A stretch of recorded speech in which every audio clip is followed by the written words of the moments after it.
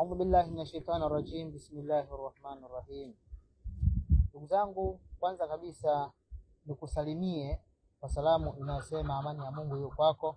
Karibu sana katika darasa zetu na katika chaneli yetu. Somo la leo linasema hivi: hawa hapa majini wema. Unaona hawa hapa majini wema. Hizi hapa sifa za majini wema ambao wacha Mungu. Sifa za majini wema wacha Mungu ni zipi? Sifa za majini wema wacha Mungu, kwanza kabisa si wenye kuwa uhuri na kuwapotosha watu. Hawa majini wanakuwa ni wenye kuwasikiliza watu. Unaona pale ambapo unapokuwa umekabiliana nao, unaona lakini hawasikilizi. Wanakuwa ni katika hali ambayo ni ya wenye kumuogopa Mwenyezi Mungu kwa pamoja. Lakini viumbe hawa ni viumbe ambao hata ndoto wanapokuwa wanakuja katika ru'ya, unaona ru'ya zao ni ru'ya ambazo zilizokuwa nzuri. Ru'ya zao ni ru'ya ambazo zinazokuwa zenye kumfanyisha au kumfikisha mtu katika jambo ambalo ni la juu zuri za mafanikio. Sizungumzi kwamba ndoto zote za mafanikio basi ni ishara ya majini wema. Hapana. Ninakusudia hawa majini waovu huwa wanachukua sifa hizi na kuwa nazo kuwaletea watu waamini kwamba haya ni mazingira yaliyokuwa mazuri na majini wema. Lakini hizo ni sifa za majini waliokuwa wema. Majini waliokuwa wema maana yake ni kwamba wanakuwa katika mazingira ambayo nyanja zao zote zinakuwa ni nzuri sana. Nyanja zao zote zinakuwa za kumfurahisha Mwenyezi Mungu. Unaona, hawaendi kushoto, kwa maana hawaendi kuyafanya yale ambayo hayafai kwa Mwenyezi Mungu. Viumbe hawa wapo wema, lakini sio wengi ndugu zangu. Wengi ni waovu, na hawa waovu wakiwa wanajificha katika vivuli vya viumbe na majini waliokuwa wema. Hivyo utajuaje kwamba hawa ni viumbe wema au sio wema? Wewe ambaye una ishara za majini, usijiaminishe kwa asilimia kubwa kwamba viumbe nilivyokuwa nao ni wema. Kuna mtu anakuwa na imani na viumbe vyake, majini yake aliyokuwa nayo kwamba ni majini wema, kwa sababu tu labda anamuonyesha ishara fulani, kwa sababu tu yeye anampa maono ya jambo fulani, kwa sababu tu yeye anampa jibu la jambo fulani ambalo labda pengine aliliota katika ndoto, katika ru'ya au alisikia. Hivyo vyovyote vile ukaamini tu hicho, ukasema kwamba nina viumbe wazuri na viumbe wema. Hizi ni usulubu huwa wanazitumia hawa viumbe. Lakini mtu yoyote yule huwa ambaye ana majini hasa majini anapandisha majini, unaona basi ni kwamba mtu huyo hana mafanikio. Nilo amini iko hivyo. Na hata kama una mafanikio, lazima mafanikio yako hayo yatakuwa yana mushkeli mkubwa sana. Ima kuna kitu cha kihovyo ambacho unachokifanya, ambacho hicho ndicho wanachokipenda. Unaona, hicho ndicho ambacho wanachokitamani. Kwa mfano una tabia ambayo unaifanya na una viumbe mashetani, majini hao waovu, basi na kwamba zile tabia unazozifanya wao washafanya pale ndio nyumbani kwetu. Atajitahidi ukae na ile level uliyokuwa nayo, utaonekana labda pengine una mafanikio.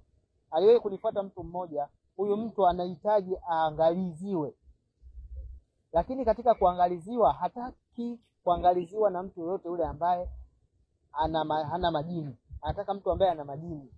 Anakuja, naomba niangaliziwe. Nimekuja mimi, nataka niangaliziwe. Nataka uangaliziwe nini? Mambo yangu. Lakini una majini shehe. Labda mimi majini sina. Bwana, mimi siangaliziwi na mtu ambaye hana majini. Mimi nataka wanichambue kweli kweli, nichambuke mpaka nichambulike, ndio nitaamini. Yaani nipandishe, afu maana kishapandisha aje. Sasa yeye mtoto hivi na kadha na nini. Unajua wewe bwana, ulikuwa hivi. Sasa hiyo inakuwa ndugu yangu ni mtihani. Unaona? Sasa huyu ana imani kabisa kwamba hawa ndio wanaweza kumpa nini? Ukweli na uhalisia wa maisha yake. Lakini sivyo. Jini ya sifa yake atakupa mwanzo mzuri katika mambo 10 ambayo yaliopo. Matatu atakuambia uhalisia wake wa vilivyo kabisa. Kisha haya 7 yote yanakuwa ni uongo mkubwa sana. Kwa sababu majini innahu lakum aduwwun mubin wa shaytan la ta'budu shaytan innahu lakum aduwwun mubin. Hawa ni waongo, ni maadui, lakini wapotoshaji. Watakupa habari ambazo ni za uongo nyingi, ili kwa hizi chache alizokupa umwamini kwamba ni mwema. Unaona Kuna mwingine anapandisha, tukamfanyia testi sisi, tukamwambia wewe tuna shida na pesa. Yeye amekuja eti anapanda, huyu jini anataka apewe mauvumba. Akaambiwa, tukamwambia unataka uvumba kutoka kwa nani? Kwangu mimi mwalimu au kwa huyo kiti wako? Na mchallenge. Kuna zile challenge wewe wakati mwingine unaweza ukapata elimu kupitia viumbe hao majini wanaopanda. Unaona Kwa hiyo tunamfanyia challenge. Unataka wewe uvumba kutoka kwangu mimi mwalimu au kutoka kwa huyo aliyepanda? Na mimi nataka mauvumba mimi. Nimekuja nataka kwanza mauvumba afu ndio tukae tuzungumze. Haya. Ndugu wa kiti akamwambia sisi hatuna hela ya uvumba. Hamna hela ya uvumba. Akasema sisi hatuna hela ya uvumba, labda mwalimu kama atatusaidia. Mwalimu tunahitaji uvumba. Mimi nikamwambia adabu kwanza huna, kwa sababu wewe umekuja uweze ukafika sehemu wewe eti unataka eti upewe kitu ambacho unakuta kwamba kitu hicho inawezekana hicho kitu unachokihitaji kiko nje ya uwezo wa huyu ambaye unaye. Sasa huyu kiti hana uwezo wake ni mdogo sana, au hana uwezo kabisa, anahitaji kusaidiwa, anahitaji aletewe mavumba. Angalia ujue kwamba mashetani hawana adabu, hawana akili. Lakini katika challenge ile makusudi yangu ni jini mwema na jini muovu, ndio mada yangu.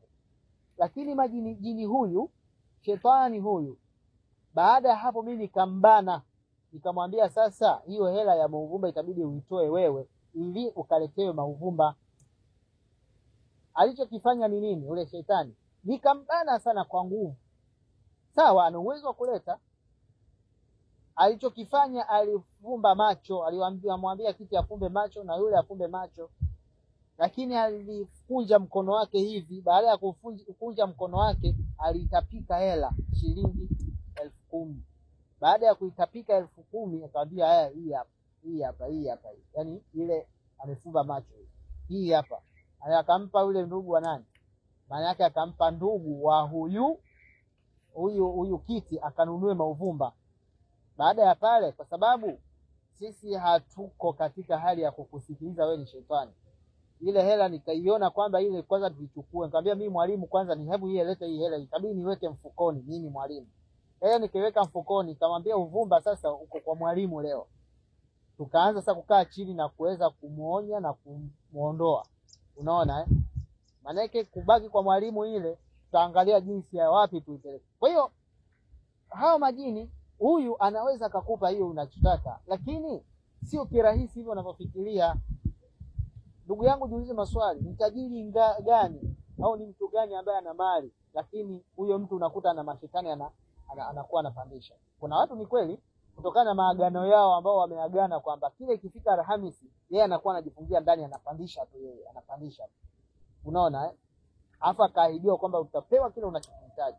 Kwa hivyo hawa sio majini wema, sio majini wazuri, lakini wacha Mungu unakuta kwamba hawana hizo sifa kabisa. Kwanza jini mzuri maana yake ni kwamba hawi katika rasi ya mtu.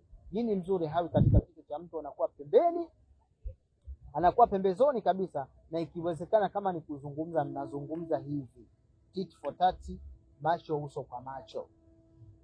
Anakaa hapo, unaketi hapa, mnazungumza. Hao ndio majini. Sababu hata Mtume sallallahu alaihi wasallam kwa sisi Waislamu aliweza kuzungumza na majini. Majini wako hapo wamekaa kwa pamoja wanazungumza. Unaona hivyo. Lakini pia Nabii Suleiman zungumza na majini, hakupandisha. Suleiman bin Daud Unaona yule ni khalifa na ni nabii ambaye Allah alimpa ufalume. Unaona, na viumbe na majini kumtii na wanadamu na wanyama na ndege pia. Na upepo unakuamrisha. Walikaa huko wanazungumza, sio kupandisha katika kichwa. Huyu anayepanda katika kichwa maana yake tambua kwamba wanataka kucontrol wewe. Kile unachokipanga yeye ndio anakupangia. Sasa huyo sio mwema, ni yule ambaye mnakaa hivi mnazungumza. Na jini ambaye sio mwema, ndugu yangu, hawezi mkakaa hivi hata siku moja. Angalia nature yake kwanza. Anapokuwa anapanda, ili ujue kwamba sio mwema. Anapokuwa anapanda jini yoyote katika kichwa cha mtu, hakubali akae hivi mnaangaliana kuangalia hivi. Atakupiga jicho lakini kwa kuibia fulani, lakini wao wanakaa hivi au wanafunikwa. Hivyo ndivyo wanavyokuwa. Au kama ndivyo lakini anakuwa amefumba macho hivi na nini. Yaani wako ndio nature yao. Lakini jini mwema hayuko hivyo. Kwa hivyo chambua na utambue kwamba mazingira yako ya namna hiyo. Allah tuafikishe katika yale anayoyapenda na anayo